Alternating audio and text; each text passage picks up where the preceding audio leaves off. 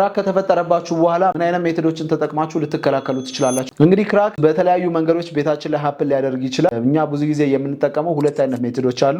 እነዚህ ሜቶዶች እንግዲህ የመጀመሪያው ሜቶድ ላቴክስ ኬሚካልን ክራክ ያደረገው ቦታ በጣም ሰፊ ከሆነ ለሴ ከ5 ሳንቲም በላይ ባይዘው ክራክ እየሰፋ የሚመጣ ከሆነ የስትራክቸራል ፌሊየር ሊሆን ስለሚችል ምንጊዜም ስትራክቸራል መሐንዲሶችን ኮንሰልት ማድረጋችሁን እንዳትረሱ። ግን አነስ ያሉ እንደዚህ ሄርላይን ክራኮች የምንላቸውን ግን ለማጥፋት የምንፈልግ ከሆነ ልስን ስቴጅ ላይ ከሆነ ብዙ ጊዜ የምናደርገው እንግዲህ ላቴክስ ኬሚካልን ከሲሚንቶ እና ከአሸዋ ጋር አብረን በማብኳት ክራክ ያደረገውን ቦታ በደንብ ቆርቁረን በማስፋት መልሰን መለሰንና ያንን ሰርፌስ በደንብ ቦንድ እንዲያደርግ ስለሚረዳልን መልሶ ክራክ የመፈጠር ቻንሱ በጣም ዝቅተኛ ነው። ሁለተኛው ሜቶዳችን እንግዲህ ቀለም ከተቀባ በኋላ ለሴ ቀለማችሁ ኤክስተርናል ሊሆን ይችላል ወይም ደግሞ ኢንተርናል የሆነ ቦታ ላይ ቻክ አድርጋችሁ ሊሆን ይችላል ለውስጠኛው ወይም ደግሞ ለውጭው ደግሞ ኦልሬዲ ቀለም ከተቀባ በኋላ ያንን ቦታ ቆርቁራችሁ መልሳችሁ መለሰን የእናንተን የቀለም ቦታችሁን ጠባሳ ሊፈጥርባችሁ ስለሚችል ብዙ ጊዜ እሱን ብትጠቀሙት ሪኮመንድ አላደርግም። ይሄ ሄርላይን ክራኮች ሀፕን ካደረጉባችሁ ቀለም ከተቀባ በኋላ ምንድነው ብታደርጉ ሰጀስት የማደርገው የመጀመሪያው ስቴፓችሁ በግራይንደር እነዚህን ሄርላይን ክራኮችን በደንብ መሰንጠቅ